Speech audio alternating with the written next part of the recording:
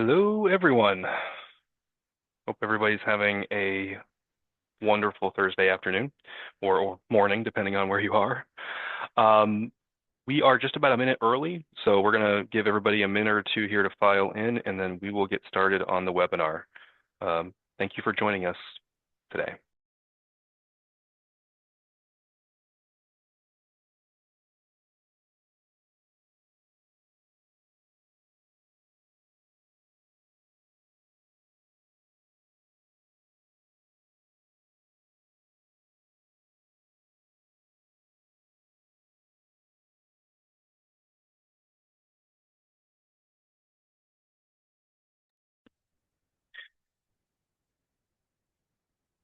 All right, so we are at the hour mark, so I'm going to go ahead and get things rolling here.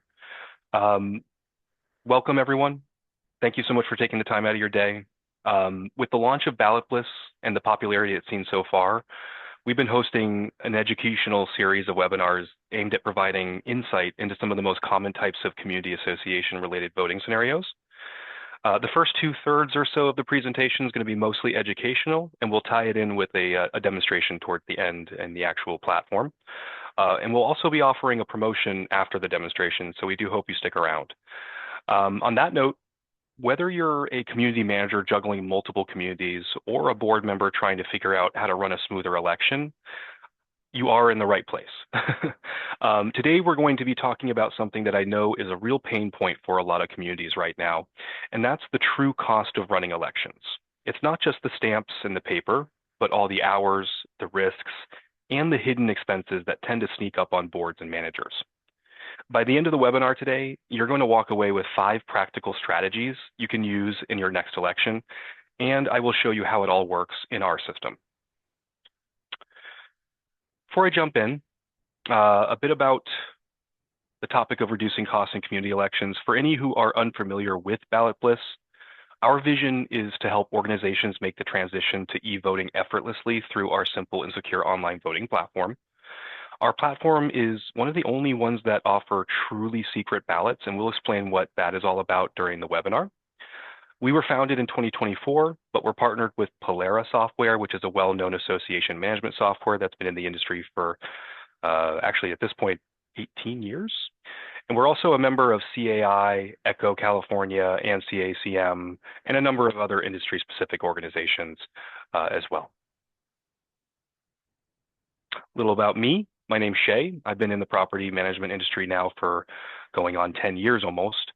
I've onboarded hundreds of communities in that time, and I've worked closely with many associations that have recently conducted their elections with Ballot Bliss and helped their communities achieve quorum. Before this, I worked with Fidelity Investments for a number of years, and it also happens that our CEO and our lead developer were also with Fidelity for over 10 years prior. So we do bring an enterprise level mentality to everything that we do. And you'll see that when I show you the platform. But that's enough about me. So before we dive in, a couple of quick housekeeping notes. If you do have questions throughout the session, we do have the Q&A panel open at the bottom of your screen, and we are going to make sure to circle back to those at the end. Also, a full recording will be emailed out to everyone who registered regardless. So here's what we're going to cover today. We'll start with some data from our past webinar attendees, because you've actually told us what your biggest challenges are already. We've been listening to your feedback, and today's webinar is actually a result of one of the challenges you've mentioned that's important to you. Then we'll get into the expected versus hidden cost of elections, a cost and benefit breakdown for a 100-unit community, the 5 strategies, and then a live demo of how Ballot Bliss handles each of these in practice. And then we'll wrap it up with next steps and, of course, any of those questions that come in during the presentation. So over the past year that we've been doing these webinars, we have been polling those who have attended. Those poll responses have painted a really clear picture of what's going wrong for communities across the country.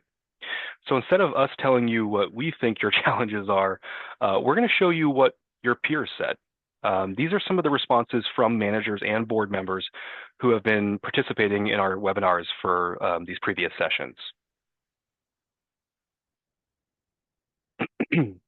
So when we asked attendees which challenges their communities have experienced, a things stood out clearly. 71% said they struggled to reach quorum. That's the number one challenge by a wide margin.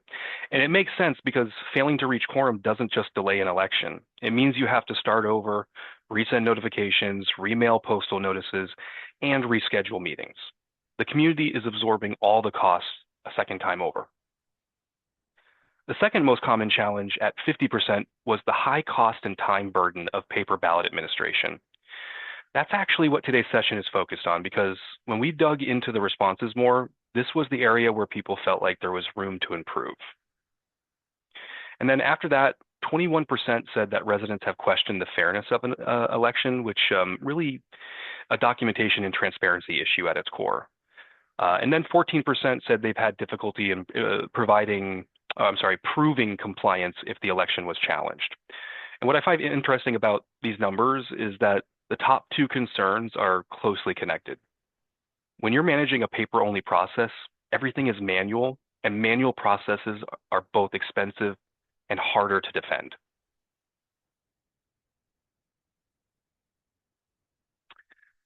So when we asked how residents are currently casting votes, 63% of respondents said paper only, 31% said a combination of paper and digital, and only 6% said online only. So the vast majority of communities represented in our polls are still primarily running paper elections. And that means they're absorbing costs on printing, postage, manual counting, and staff hours every single election cycle. We will be addressing all of these issues during today's webinar.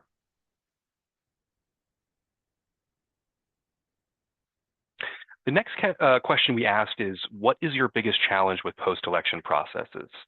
The post-election process is where things often get quietly expensive, and this slide tells that story really well. 27% said that validating ballots and documenting results are their biggest post-election challenges. Another 27% said storing and archiving materials securely. And then 20% each said communicating results and ensuring state law compliance. The reason these numbers matter from a cost perspective is that every one of these tasks, when done manually, introduces the risk of an error. And errors after an election can be far more expensive than anything that happened during it.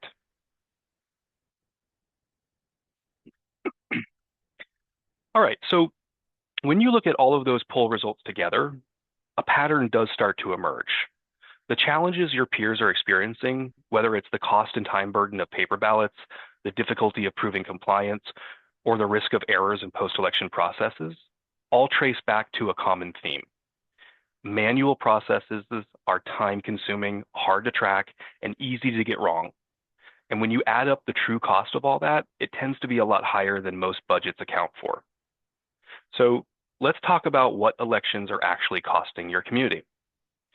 So when boards and managers sit down to estimate what an election is going to cost, they typically think about the visible costs, such as printing, postage, maybe a meeting space rental, vote tabulation, and basic supplies. And those are real costs, and they add up, but they're the part of the iceberg that's above the water. What most boards don't account for is everything below the surface. Time spent from staff planning and coordinating, maintaining the voter list, preparing election packets, and documenting the process as it goes. These are hours that rarely get tracked against an election budget, but are real costs to the association. The reason this matters isn't to make anyone feel bad about how they've been running things. It's because once you see the full picture, it becomes a lot easier to make the case for a different approach. And on that note, as we have been, we would love to get your feedback. When did you think about your last election? How long did it take from start to finish? And I'm going to open up the poll here. We do appreciate your feedback in these. As you can clearly see, we've been taking these into account and using them to help drive our future development of the product. So, and give everybody just a minute here.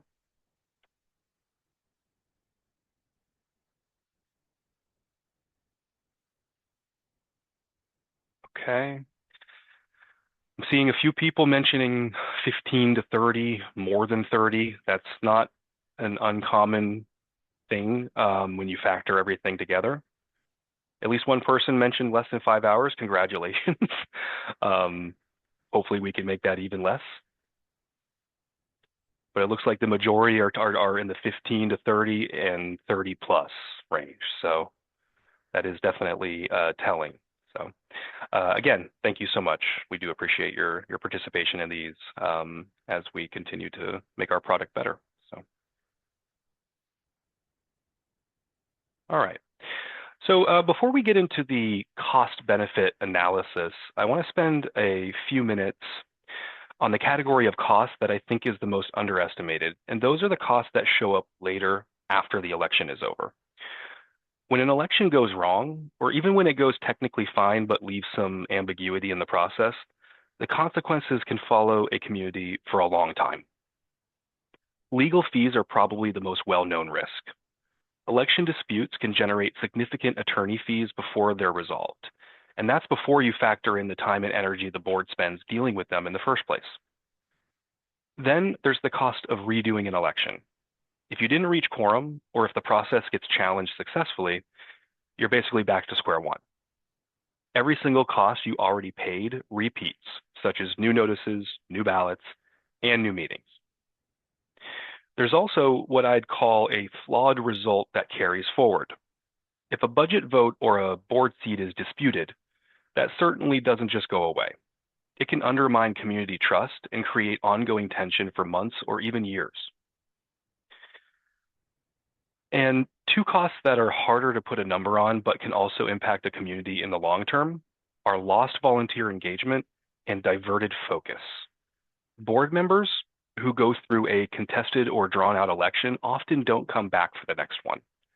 And every hour that management and the board spend managing an election problem is an hour that isn't going towards maintenance decisions, vendor negotiations, reserve planning, or the things that residents actually elected the board to handle in the first place.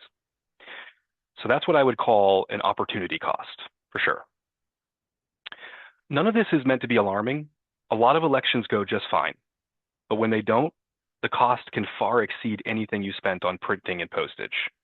All of these strategies that we're going to be talking about today are going to help you not only reduce the expected cost, like postage, but also reduce the risk of the unexpected costs, like an election redo.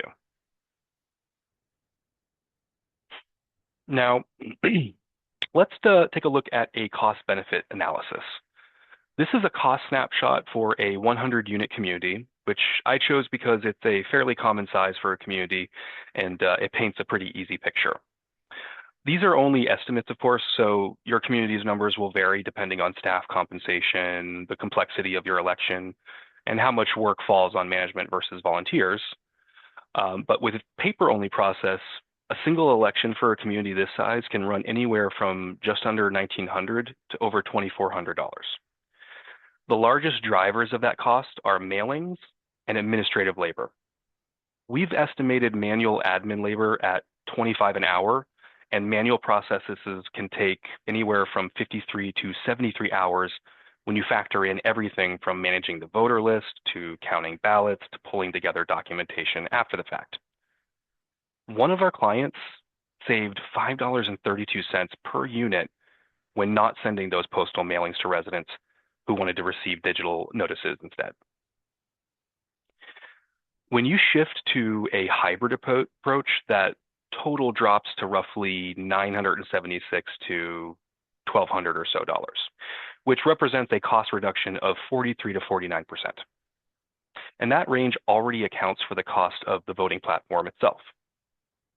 So if your community uses an inspector of elections, the reduction is closer to 30 to 35%, since some of that administrative work is already being outsourced for a fee. But the savings are still significant. This analysis reflects what I describe as an intermediate to higher complexity election. We're talking about communities that have meaningful voter list turnover to manage, more involved ballot setups, and the documentation and compliance challenges we talked about earlier. If your community is already running elections pretty smoothly with stable ownership, simpler ballot requirements, and a process your team has refined over several cycles, you may not be at the higher end of these cost ranges to begin with. And that's a good thing. So I'd encourage you to think about the value of online voting a little differently in that case. Even for communities that aren't experiencing significant pain with their current process, hybrid voting tends to deliver benefits that don't always show up as direct dollar savings. Your staff gets hours back, participation increases, and results are available the moment voting closes rather than after a long counting session. And your documentation is generally generated automatically rather than compiled manually. Those are real improvements to how your community operates, even when your baseline is already solid. So the question isn't only how much money you can save, it's also what your team could do with the time they get back, and how much more confident your board would feel going into each election. And so with all of that in mind, these numbers are a conversation starter. From what I've heard talking to managers and boards, when they actually sit down and do this exercise for their own community, the results tend to be pretty motivating.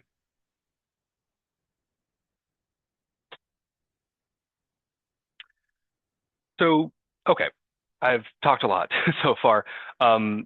Let's dive right into the 5 strategies. And before we dive in, I do want to clarify that reducing costs isn't about cutting corners or doing less to save a few dollars. Running a community election is a serious responsibility, and your residents are counting on it being done properly. What these strategies are really about is helping you spend your time and your community's money on the right things. A lot of the cost in traditional paper-based elections comes from the manual processes that are not only time-consuming, but also more prone to error. So in many cases, the approach that saves money is also the approach that produces a cleaner, more defensible result. Those two things go hand in hand more often than people expect. And so with that in mind, here are 5 strategies that can help you reduce both the expected cost you're already budgeting for and the unexpected ones that tend to show up when something goes wrong. The first strategy we're going to talk about is your voter list. And this is one of those things that seems like a minor detail until it causes a real problem. Most communities are running their elections off a list that was accurate the last time they used it, but things change between elections. Owners may sell or new renters move in. People change their email addresses or phone numbers, and they never think to update the management office. When you start an election with an inaccurate list, you're usually facing one of 3 problems. The first is that you miss eligible voters who should have received a ballot and didn't, which can be grounds for a challenge if the margin is close. Secondly, you include people who are no longer eligible, which creates a different kind of dispute. Lastly, you may discover the gaps when you're already under deadline pressure and have to rush to fix contact information while also trying to run the election. That last scenario is probably the most common, and it's exhausting for everyone involved. The good news is this is one of the more preventable problems in election administration, and it doesn't require a lot of effort if you build a few habits into your regular process. The first habit is to cross-reference your voter list against your ownership records at least once a year outside of the election season, and when you're not under any time pressure. Do a simple outreach asking residents to confirm or update their contact information. A lot of communities do this as part of their annual assessment mailing or welcome packet process, so it doesn't have to be a separate project. The second is to establish your eligibility rules clearly before any election begins and make sure those rules are documented and approved by the board. Whether it's 1 vote per unit, owners only versus renters, or a policy on delinquent accounts, these decisions need to be made in advance and not on the fly. Eligibility disputes are among the most common reasons elections get challenged, and having a written policy that predates the election is the clearest way to resolve them. The third is to build a 30-day pre-election audit into your timeline as a standard step.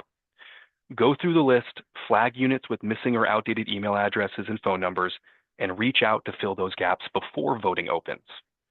30 days gives you enough runway to actually do something about what you find, rather than discovering a problem the week before the ballots go out.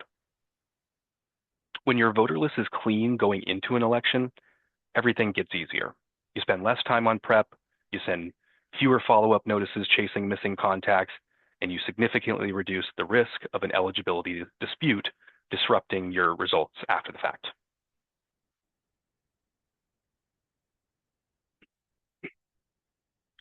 The second strategy is one I share a lot because I think it removes one of the biggest barriers people have to getting started.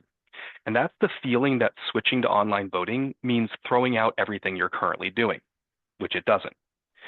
You can start with hybrid voting, which just means giving residents the option to vote either on paper or digitally without requiring either.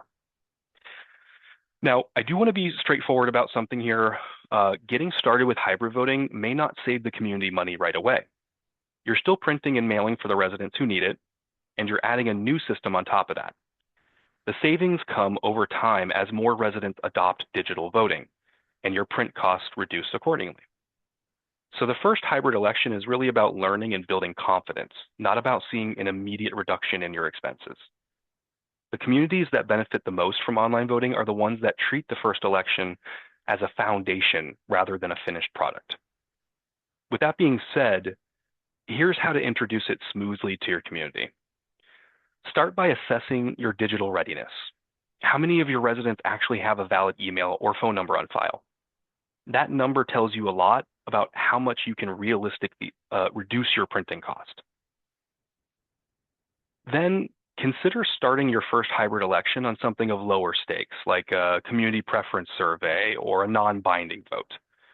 That lets you refine the process before you're using it for a board seat election or an amendment where the stakes are higher. Keep your paper option fully intact throughout the transition. Inclusive voting matters, and some of your residents, whether due to age, comfort level, or simply personal preference, are going to want to continue voting by mail. That's completely valid and should be respected. The goal of hybrid voting is not to phase paper out quickly. It's to let digital adoption grow naturally as residents experience it and get more comfortable with it. And lastly, as you run hybrid elections, track which channels residents are using to cast their votes. That data will help you optimize future elections and make the case to your board for where to invest. Communities that approach the transition this way tend to see digital participation grow naturally over time, and they reduce the risk of costly error that could come from changing too much too fast.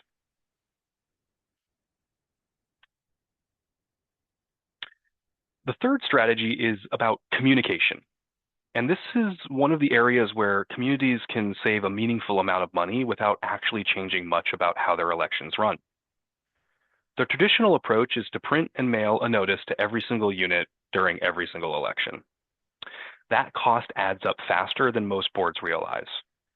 You got the printing, the postage, the time spent stuffing envelopes or coordinating with a mailing vendor, and then the data entry when responses start coming back. For a 100-unit community, you might be spending several $100s on a single mailing.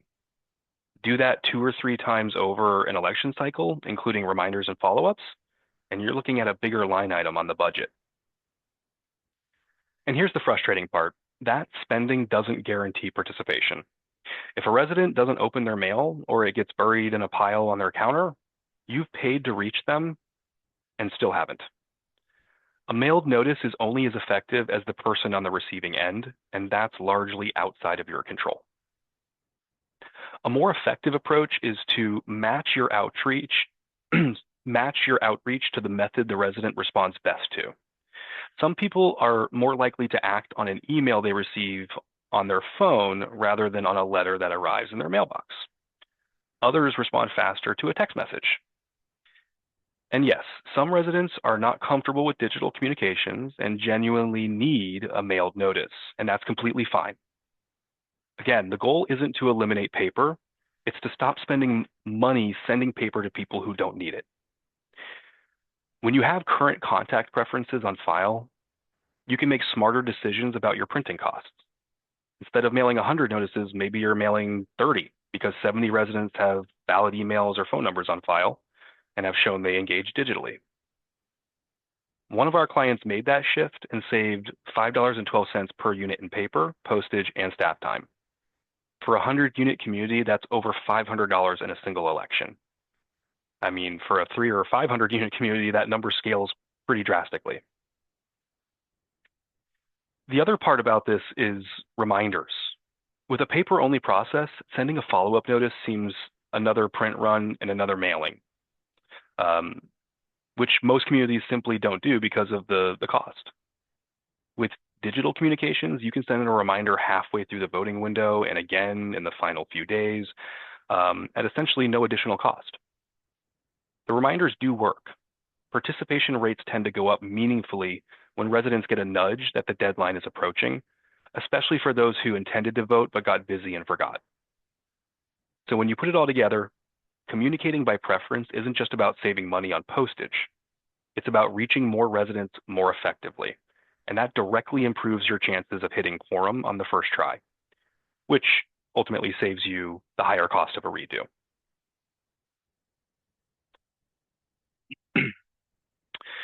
The fourth strategy is about what happens after the voting window closes.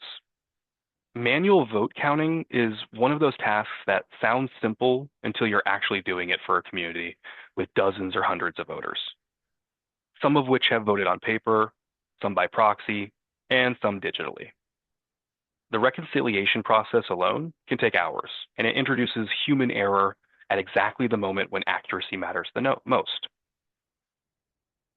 So here are a few things that will make a big difference in your process. First, establish a clear chain of custody for your paper ballots from the moment they're submitted to the moment they're counted. This means knowing who handled them, where they were stored, and who was present during the count. Second, set clear deadlines for paper and proxy submissions before the voting window closes, and communicate those deadlines early. Last-minute arrivals create confusion about whether a ballot is valid, and that confusion slows down the count and creates potential grounds for a dispute. And then lastly, if you're running a hybrid election, combine everything into a single unified tally rather than running parallel counts and adding them together at the end. This sounds obvious, but a lot of communities end up with one person counting paper ballots while someone else is looking at the digital results, and then those two numbers get combined manually in a spreadsheet. Additionally, to make things tougher, some voting platforms don't allow you to capture paper and electronic votes in one system, and that's where most of the reconciliation errors happen. When everything counts into one system, you get one answer, and there's no opportunity for a discrepancy between the two tallies.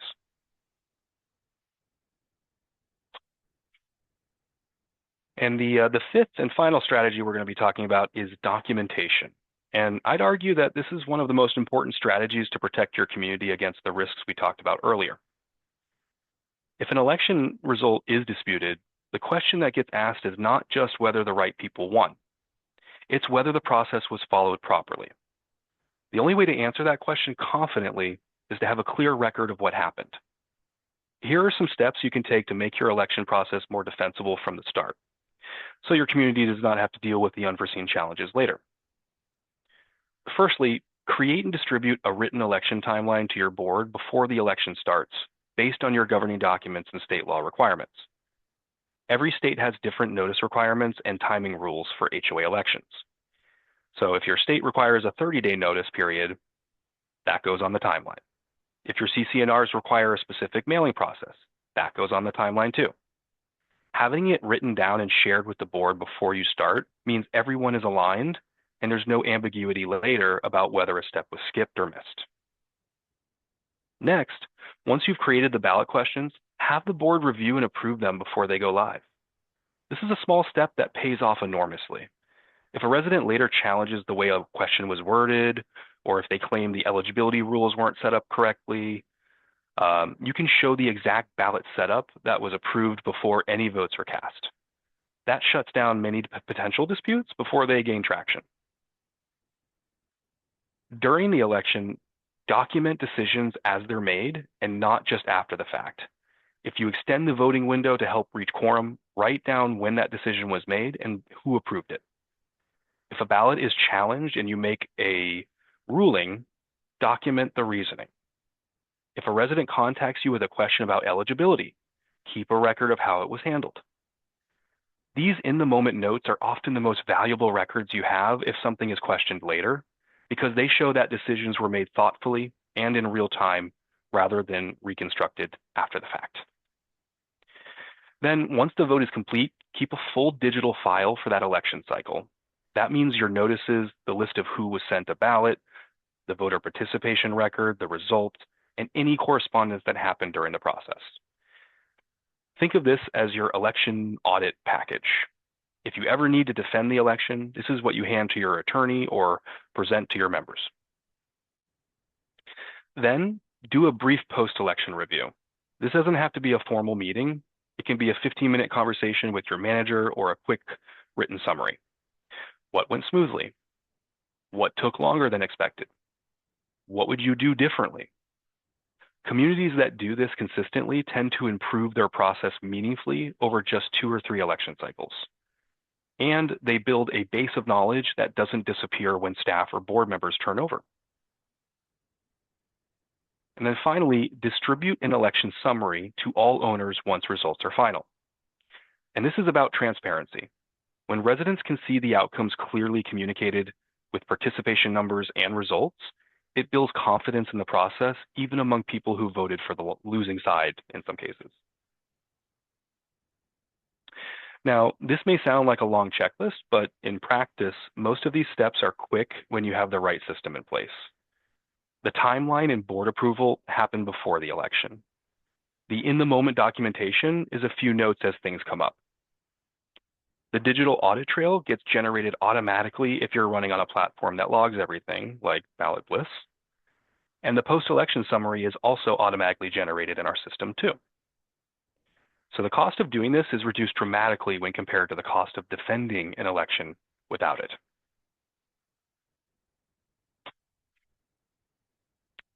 So now that we've walked through all the 5 strategies, and I appreciate you guys sticking with me through that, I do want to show you how each one works in our system. Everything we just talked about, from managing your voter list to documenting your results, you're about to see on our platform. And on that note, the first thing I'll show you is voter management, because as we discussed, a clean and current voter list is the foundation of a well-run election. Inside Ballot Bliss, all of your voter records live in one centralized place. You can track contact information, each resident's preferred communication method and language preferences, eligibility status, opt-in status, all from our system.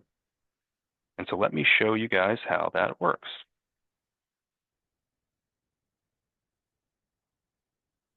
And to show you guys this, what I've done is I've taken an example of a voter list that we might have received. Now, we can accept any format that you send us.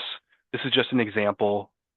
In this case, they sent us names where you can see some names are bunched together, emails, as well as their address information. Our system is set up to support any variation of how these are sent to us. So I'll show you guys how that works. So I'm going to hop back over to our platform here.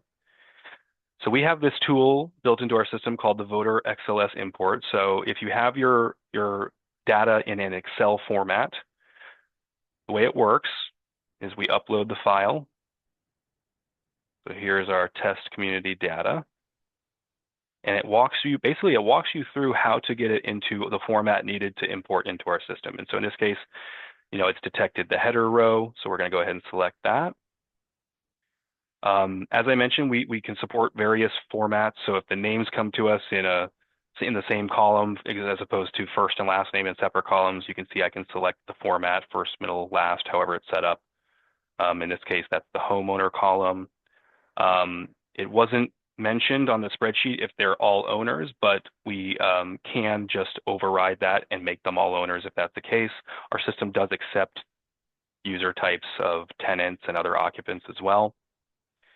And then same idea with the addresses, right? So the addresses were all in one, they weren't broken down by street, building, floor, unit, that kind of thing. So we can tell it's all in one single column, and it will parse it the way it needs to get it into the format needed to import. Our system does detect common errors. For example, things like 2 different people sharing the same email, things like that get lit up in this area. So it's a real easy way to quickly change anything that needs to be changed. One final check on the addresses. You can drill this down to make sure that all the units and street names are correct.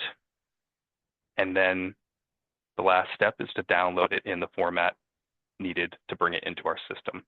Right now, we do that process for you, but we are actually going to be bringing functionality to our clients to allow them to do the whole import process themselves. So more to come there. Awesome. And then once it's in the database, so we'll shift back over. So now we're back into the platform. We're looking at our fictitious Cherry Hill. I'm going to go to our community occupant listing here. And here we can see all the people that we've imported for this community. Some of the things that we track and that you can do from here is, first of all, this is where I can go to update their contact details. So if someone's email changes since the time that you imported them till you're getting ready to send out those invitations, this is where I can update that information, phone numbers, text numbers, communication preferences. We support language translation for outbound emails and texts for over 100 languages. This is also where we'll find the voter information area. This is where we track eligibility, opt-in status, things of that nature. All right. Shifting back over to my presentation here. So next thing I'll show you is the ballot setup itself. So inside the platform, you can basically fully customize your ballot questions and configure all of your election settings in one place. Once everything's set up, you can download what we call the ballot setup report, which is basically a document that shows the ballot form itself with any questions, how it was configured. And this could be something useful for, showing to an attorney or to the board for approval before it goes live. And so let me show you guys what that looks like. And so I have some pre-built ballots in here. As you'll see, several different types of ballots. What I'm going to do is I'm just going to show you this first one as the example. And so the way our system is set up is it's driven by these tabs here, the first being the settings. This is how I will basically give the ballot its name, who should be able to vote on that ballot. Again, if we only have owners in the system, then this may not be applicable, but we do support this. You might consider using us for surveys, other things like that, you might want to open up to tenants or other occupants. This is also where restrictions such as one vote per unit or account, secret balloting, which completely disconnects the person from their vote in our system. And that's truly secret in that we can't even go back ourselves as developers and find out what someone voted for in a secret ballot. It's also where we've incorporated the enforcement of the opt-in status that I was showing you guys. So when that is, checked off on someone's account, it will detect it and make sure that those that aren't opted in are not sent those invitations. This is also where I can notate what quorum requirements I might have for that association. We do support percent of ownership here, so it can be based off of either the ownership percentage or just, again, the one vote per unit, if that's what the setup is. The vote start, end date, and time, that's the period that they can actually vote on the ballot. And then a place to drop in any kind of legal verbiage that you may want them to acknowledge on the form before they submit it. And then once you've configured the settings, it's a matter of building the ballot. Again, we've already done this for the sake of the example, but just to show you what it kind of looks like here. So here's an example of an election. You can see images, links to separate bios, things like that we support. In this case, this was 3 seats being voted on, so you can tell it, what the minimum and maximums are and so forth. And there was also a budget approval in this one as well. Now, I mentioned about the ballot setup report. So now, let's say that you're a user of our system, you've just configured your settings, you've built your ballot form, and you want to go ahead and send it off to your attorney or to the rest of the board for approval. And to do that, we would download this ballot setup report, and I have that right here. And it just basically, again, it just compiles everything we just looked at. So all the settings, and then the ballot itself in a PDF that you can easily send.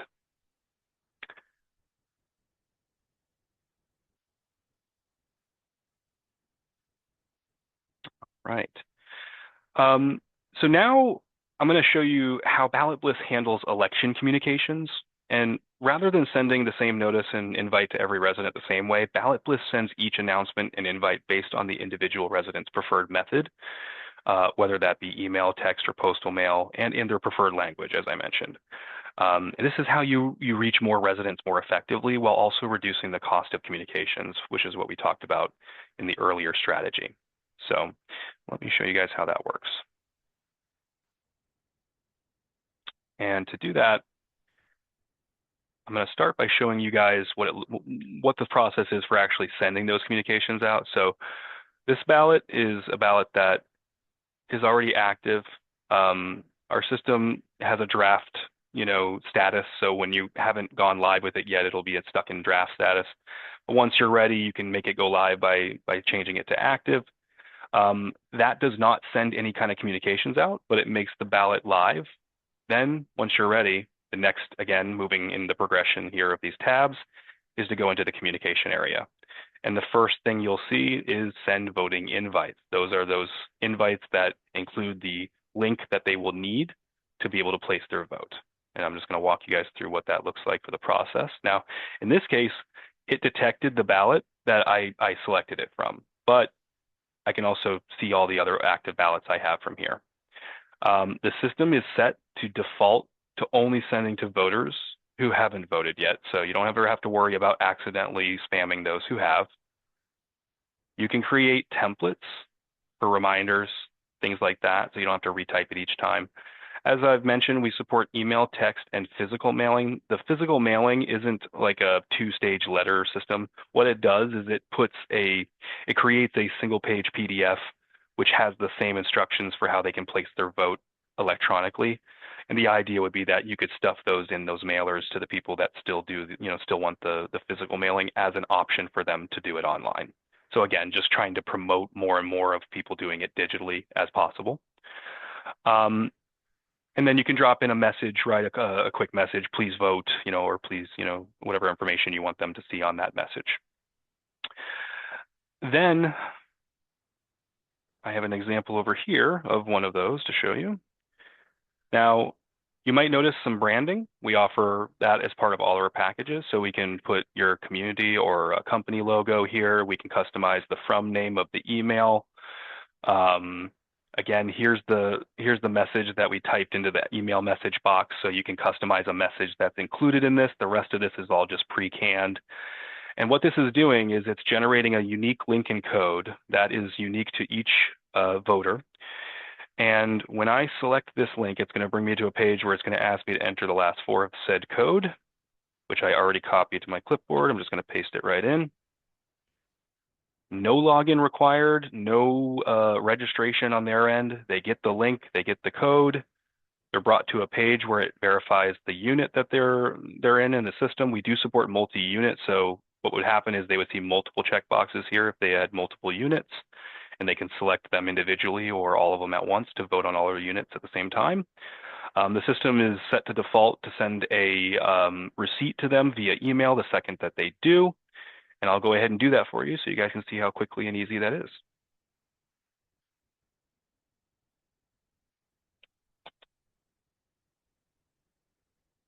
And there's my confirmation that it was submitted successfully. And that receipt should be coming into my inbox here any moment. And there it is. So instant validation, which goes a long way, for sure.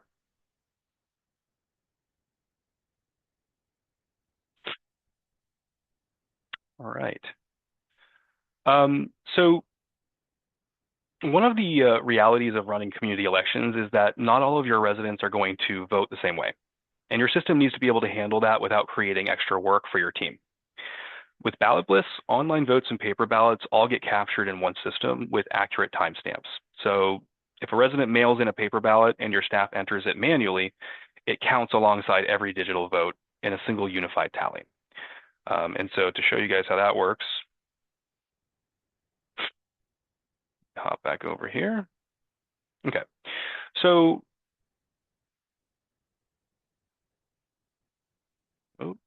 okay. I apologize. It logged me out and back in as the person that I just did the vote for. Our system's a single sign-on, so it detected the session from the resident that I just voted for, and it basically logged out of my administrative one. So just bear with me here. All right, we're back in on the administrative side. And so here's the ballot that we just sent that invite for. And the next tab over is our participation tab. So for an ongoing ballot, whether it's a secret ballot or not, you can always see who has and hasn't voted as an administrator. So tracking that, you can pull it as a Excel format if you need to. It's all keyword searchable. I can just type in a name, and it just quickly finds them. There they are. And you'll see that in the report section. Right to the right of it here is our manually add vote section. Now, I do want to just mention that for a secret ballot, you do have to know who you're voting for in order to use the manual add function. It does log this in an administrative audit trail as far as who did it and when, so you have transparency in that regard, but it's impossible to not know who you're casting the vote for if you're doing it manually. So that does create a bit of a divide on a secret election, but if it were not a secret election or a non-secret ballot for amendments, things like that, then you do have this option, and it's super quick and easy. Again, everything's still keyword searchable. Let's just say it was Sandy that I was doing it for, so I'm going to select her from the list here. You can see it actually, she has multiple units in this community, so you can see it detects that 2 of them had already voted, 2 haven't, so I can select the ones that haven't, place the vote on her behalf, and then what will happen is this will end up in, like I said, an audit trail. It shows who, the administrator that cast the vote on their behalf, so that there's no ambiguity there.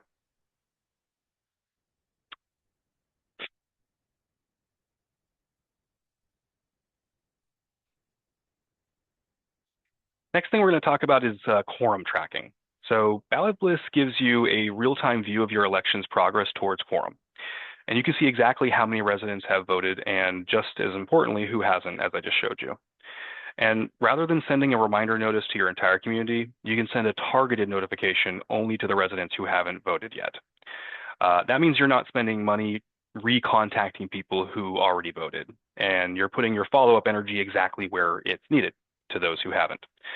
And so the way that works is, and I did show you guys already kind of where you can enter the quorum information, right? So here's where we can do it, right in the settings area.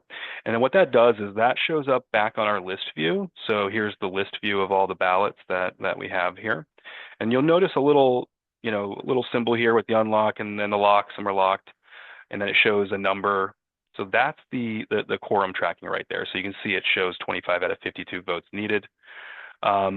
And then here's an example of one where it's exceeded the quorum value, and it lights up green to kind of give you a visual indicator of that. The lock symbol, what that's indicating is that that ballot has not been unsealed. Our system tracks everything in the administrative side for transparency's sake.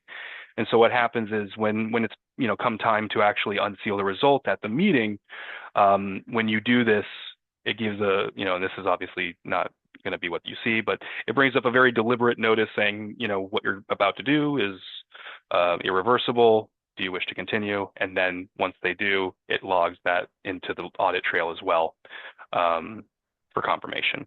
And actually, I do have an example here. So this one has been unsealed, as you can see. Here's our audit log, where you can see when it was unsealed and by whom. And since this isn't a secret ballot, as I mentioned, there are certain things you can do with secret ballots or not secret ballots that you can't do with secret ballots. And one of those is that administrators can actually delete results if needed. If someone, accidentally cast the wrong result, that kind of thing, we do track that and what the previous result was. So you have, again, full transparency.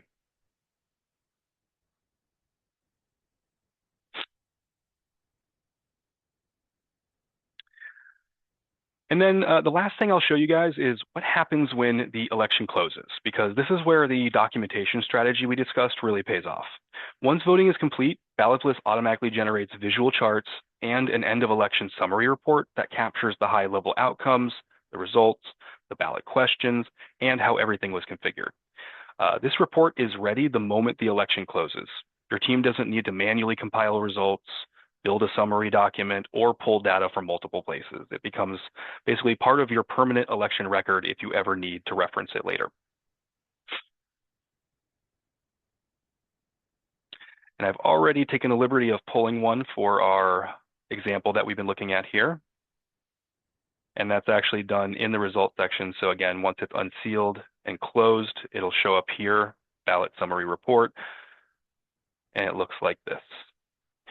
And it's the same thing as the setup report that we showed earlier, except it now incorporates the results into it as well, and the audit trail that I was showing you. So this basically just compiles everything that could possibly be needed from the ballot into one PDF report. So there's our ballot again, and all the information. Here's the audit trail, right? So this is just your closing out, and basically what would be something you could provide to your attorney or the board as the final nail in the coffin, so to speak.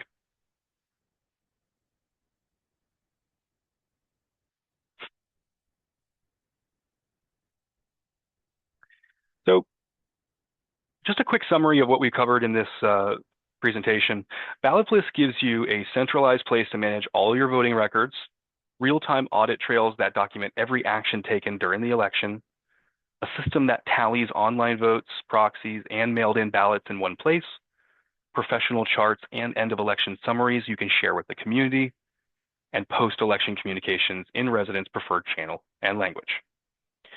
And the hope, of course, being that the result of this should be happier residents, happier managers and board members, basically having the additional option of being able to place their votes remotely and securely, as in the situation of someone who maybe doesn't live at their unit year-round, makes this a powerful solution. This is a more recent testimonial from a client that we have with First Service Residential.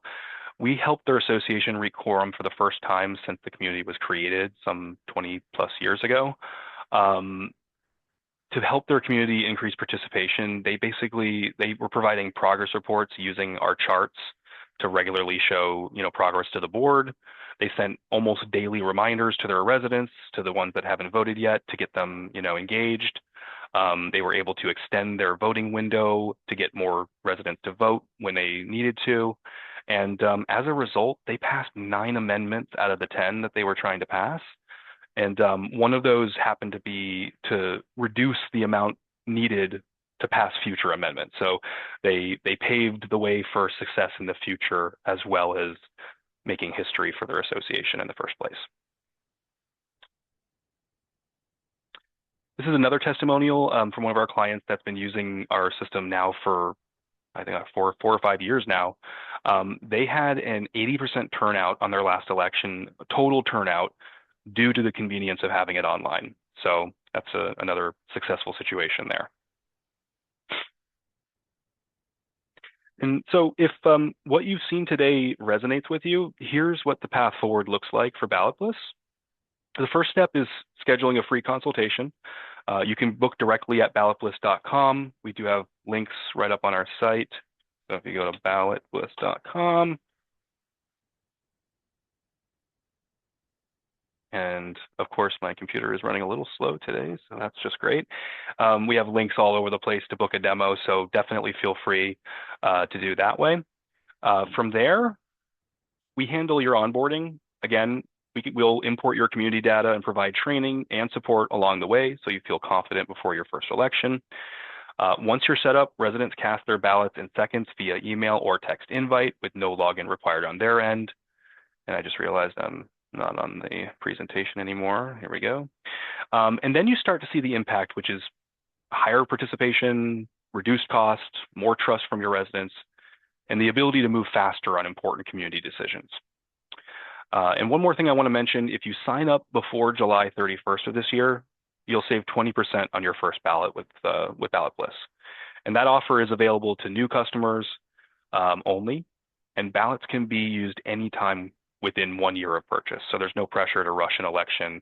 If your election is until November, you can buy it now and take advantage of it in November. And one last poll here, the most important question, what is the best next step for you with regard to online voting? And again, I appreciate everybody's participation in these. I'm going to go ahead and open that up real quick for you guys.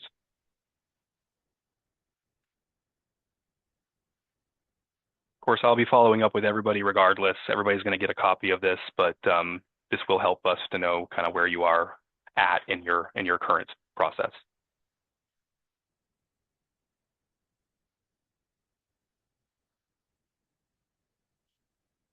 And it looks like a lot of people are getting ready to share this with their board or their manager. So that's good to know. And give everybody another just 5 to 10 seconds here.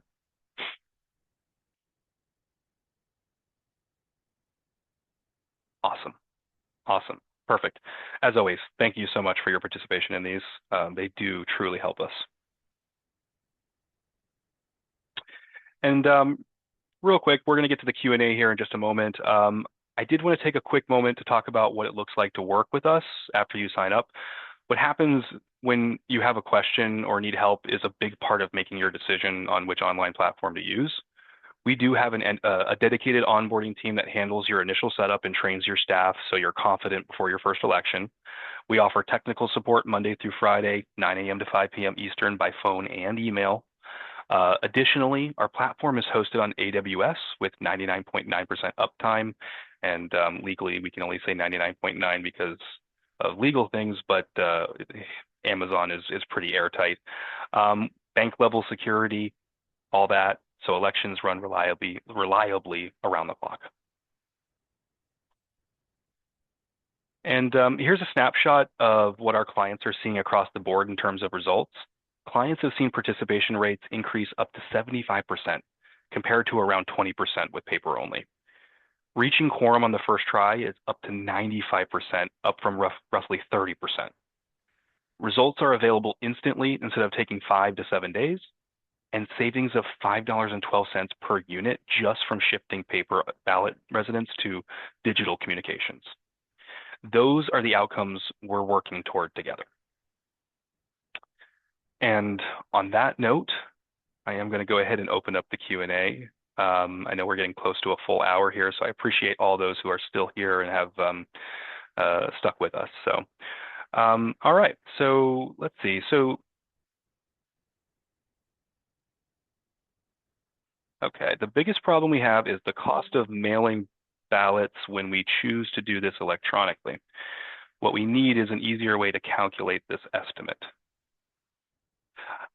That's a good, yeah, I mean, so it sounds like what you're having issue with would be knowing how many people would be receiving it electronically versus mail so that you can get an idea of what that difference is from a cost perspective, which, as I mentioned, I think in one of the previous slides is, you know, that is a good thing to start, even if you don't have one right now, to start collecting that information as soon as possible. If you're considering online voting, the sooner you start finding out and sending out, you know, communications asking people to confirm, the better, because the more people that you have adopting or the more people that said that they'll do it electronically, betters your chance of getting adoption down the line.